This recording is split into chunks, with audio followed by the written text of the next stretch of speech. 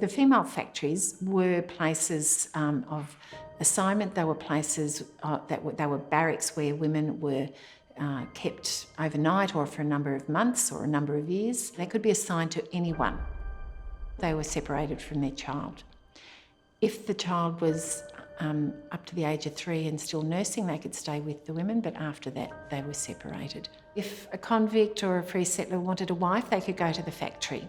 They'd sit and talk for an hour, and if the woman agreed, then over, not consecutive, but over a 3-day period, the marriage would occur. This young man thought he was going to, get his brownie points to start with. He brings a bonnet, and there's an argument because the woman wants the bonnet but not the man. You've got 1,200 women in the factory and over 200 children. First, second and third class all did weaving, spinning, sewing, knitting, straw plaiting.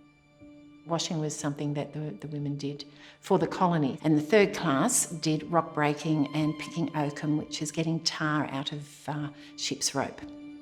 So the next time you walk along the roads of Parramatta, think down a few levels and think about those women and the small rocks that would have been broken by them to make the roads. If they're causing any kind of disturbance, then they will get punished. I mean, you're having women with their head shaved. There's even a record of a woman being chained to a log. Mary Ann Hamilton was chained to the floor. There was an inquiry that found that the women didn't have enough clothes, didn't have enough food, didn't have shoes, and didn't have fresh water. And that was a government inquiry. So you're seeing that, it wasn't just one moment of we've had enough.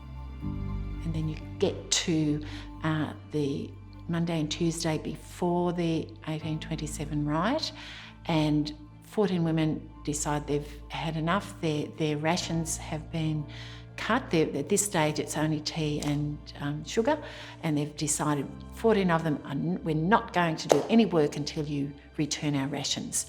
And they did that for the first few days, and then you get to Friday, and the matron, who is about to resign because she's had enough, she resigns on the Friday, but she gets assaulted by the women. And then the new matron starts on the Saturday morning. The new matron doesn't want to have control lost, so what she decides is, because the previous matron was assaulted, she's going to cut the rations further. And that was the breaking point. The women go, we want our rations back.